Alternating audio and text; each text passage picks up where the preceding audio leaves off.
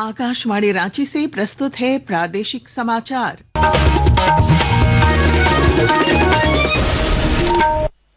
नमस्कार। प्रादेशिक समाचारों के साथ मैं पूनम केरकेट्टा। पहले मुख्य समाचार। केंद्रीय गृह सचिव ने झारखंड समेत सभी राज्यों के मुख्य सचिवों के साथ वर्चुअल माध्यम से की बैठक। सुरक्षा तैयारियों के मूल्यांकन के लिए कल सभी जिलों में नागरिक सुरक्षा की होगी मॉक ड्रिल। रांची में आज कांग्रेस की संविधान बचाओ रैली। पार्टी नेताओं ने भाजपा पर संविधान की मूल भावना से खिलवाड़ करने का लगाया आरोप। भाजपा ने कहा परिवार बचाने निकली है कांग्रेस। तेतुलिया वन भूमि गड़बड़ी मामले में ईडी की टीम ने बोकारो में फिर दी दबिश। भूमि कारोबारी के ठिकानों पर छापेमारी। पकरी बरवाडी कोयला खनन परियोजना प्रभावित गांवों के मेधावी विद्यार्थियों को एनटीपीसी प्रदान करेगा मुफ्त कोचिंग की सुविधा। आईआईटी, जेईई और नीट परीक्षा की कराएगा तैयारी। और मौसम विभाग ने कुछ घंटों बाद रांची, खूंटी, रामगढ़ और सिमडेगा समेत राज्य के 16 जिलों में तेज हवा के साथ बारिश और वज्रपात का जताया पूर्वानुमान। येलो अलर्ट जारी। और अब समाचार विस्तार से। केंद्रीय गृह सचिव गोविंद मोहन ने कल होने वाले नागरिक सुरक्षा मॉक ड्रिल पर झारखंड समेत सभी राज्यों के मुख्य सचिवों के साथ बैठक की। नागरिक सुरक्षा महानिदेशक, राष्ट्रीय आपदा मोचन बल एनडीआरएफ के महानिदेशक और अन्य वरिष्ठ अधिकारी राष्ट्रीय राजधानी के गृह मंत्रालय कार्यालय में हुई बैठक में शामिल हुए। केंद्र ने नागरिक सुरक्षा संबंधी तैयारियों का मूल्यांकन करने के लिए राज्यों और केंद्र शासित प्रदेशों को मॉक ड्रिल करने को कहा है। एक रिपोर्ट। इस अभ्यास का उद्देश्य सभी राज्यों और केंद्र शासित प्रदेशों में नागरिक सुरक्षा तंत्र की तत्परता का आकलन करना और उसे बढ़ाना है। इसका प्राथमिक उद्देश्य एयर रेड वार्निंग सिस्टम की प्रभावशीलता का आकलन करना, भारतीय वायुसेना के साथ हॉटलाइन या रेडियो संचार लिंक का संचालन करना, साथ ही नियंत्रण कक्षों की कार्यक्षमता का परीक्षण करना है। इस अभ्यास में किसी भी शत्रुतापूर्ण हमले की स्थिति में खुद को बचाने के लिए नागरिक सुरक्षा पहलुओं पर नागरिकों और छात्रों को प्रशिक्षण देना भी शामिल है। सकलैन अख्तर, आकाशवाणी समाचार, दिल्ली। कांग्रेस की संविधान बचाओ रैली आज रांची के पुराना विधानसभा मैदान में हो रही है। रैली में पार्टी के राष्ट्रीय अध्यक्ष मल्लिकार्जुन खड़गे, संगठन प्रभारी केसी वेणुगोपाल समेत कई राष्ट्रीय नेता शामिल हो रहे हैं। इस बीच पार्टी के वरिष्ठ नेता बंधु तिर्की ने भाजपा पर आरोप लगाया है कि वह संविधान की मूल भावना के साथ खिलवाड़ कर रही है। संविधान ही एक ऐसा है कि संविधान के माध्यम से कमजोर तबके को हम समान अधिकार दिला सकते हैं और आज संविधान के साथ भारतीय जनता पार्टी जिस तरह खिलवाड़ कर रही है, ये बहुत चिंता का विषय है। आज का राहुल गांधी जो लड़ाई संघर्ष लगातार करें और लोगों को संविधान के प्रति जागरूक करेंगे और आज इस रैली को हम ऐतिहासिक हम लोग बनाने जा रहे हैं। इधर भाजपा ने कहा है कि कांग्रेस का संविधान बचाने का अभियान राजनीतिक ड्रामा है।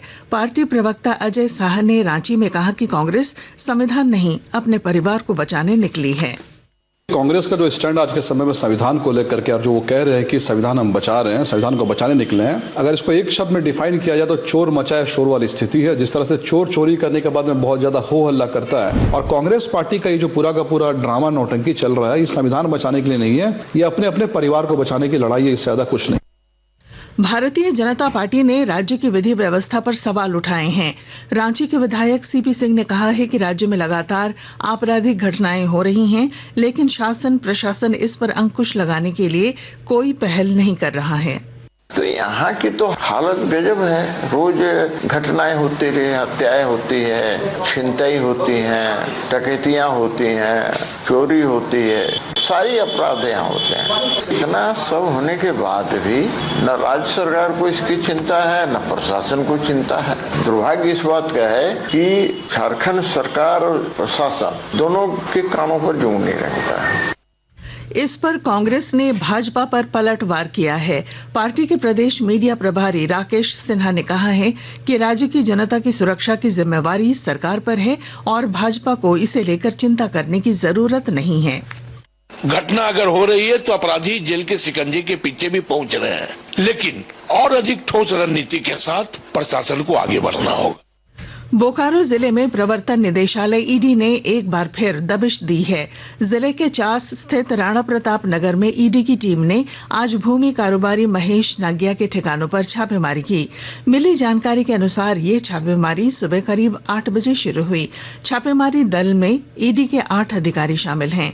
बताया जा रहा है कि यह छापेमारी तेतुलिया वन भूमि गड़बड़ी मामले में हुई है। इससे पहले 22 अप्रैल को भी इसी मामले में ईडी ने रांची और बोकारो जिले में कई स्थानों पर छापेमारी की थी। आकाशवाणी के ताजा तरीन समाचारों के लिए आप हमारी वेबसाइट newsonair.gov.in पर लॉग ऑन कर सकते हैं। ताजा समाचार X handle @AIR news alerts और Facebook page All India Radio news पर भी उपलब्ध है।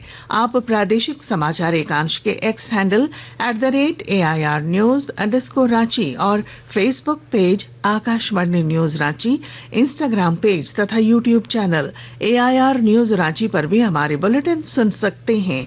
प्रादेशिक समाचार आप आकाशवाणी रांची से सुन रहे हैं।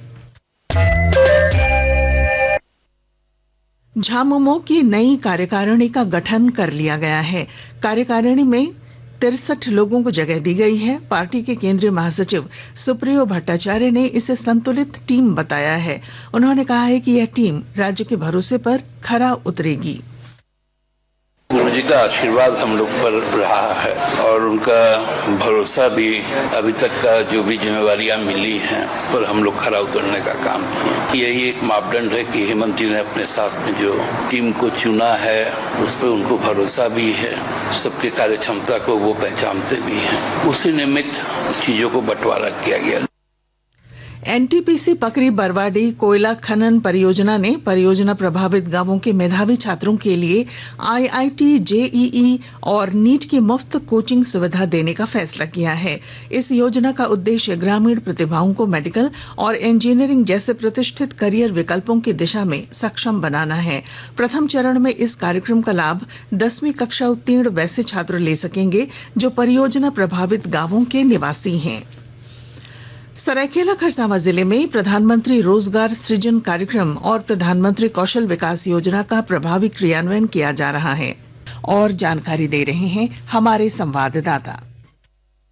प्रधानमंत्री रोजगार सृजन कार्यक्रम एवं प्रधानमंत्री कौशल विकास योजना में अधिक से अधिक युवाओं को लाभान्वित किया जा रहा है। जिला मुख्यालय सरायकेला स्थित पंजाब नेशनल बैंक ग्रामीण स्वरोजगार प्रशिक्षण संस्थान द्वारा युवाओं को आत्मनिर्भर बनाने के लिए न सिर्फ उचित प्रशिक्षण दे रही है बल्कि रोजगार के अवसर पैदा करने और स्वरोजगार को बढ़ावा देने के लिए भी प्रयास कर रही है। स्वरोजगार प्रशिक्षण संस्थान के निदेशक निशा रानी ने बताया कि योजना के तहत युवाओं को विभिन्न स्तर पर निःशुल्क प्रशिक्षण देते हुए उनके लिए रोजगार की संभावनाओं को विकसित किया जा रहा है। गोलक बिहारी, आकाशवाणी समाचार, सरायकेला खरसावां।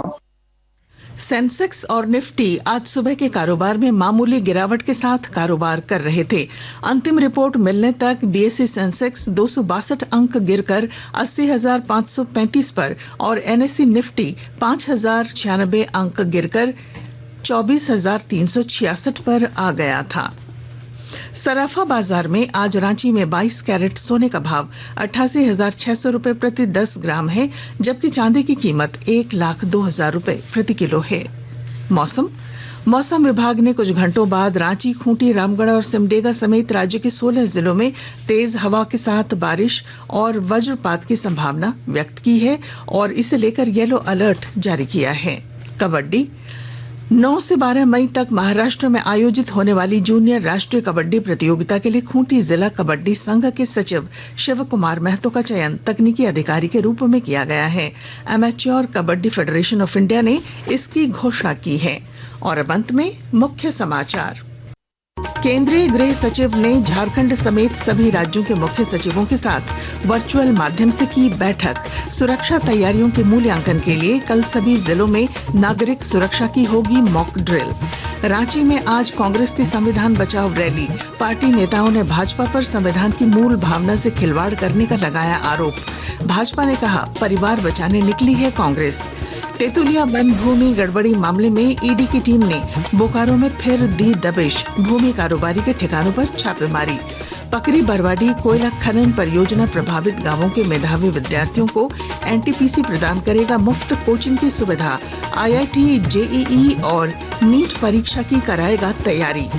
और मौसम विभाग ने कुछ घंटों बाद रांची, खूंटी, रामगढ़ और सिमडेगा समेत राज्य के 16 जिलों में तेज हवा के साथ बारिश और वज्रपात का जताया पूर्वानुमान। येलो अलर्ट जारी।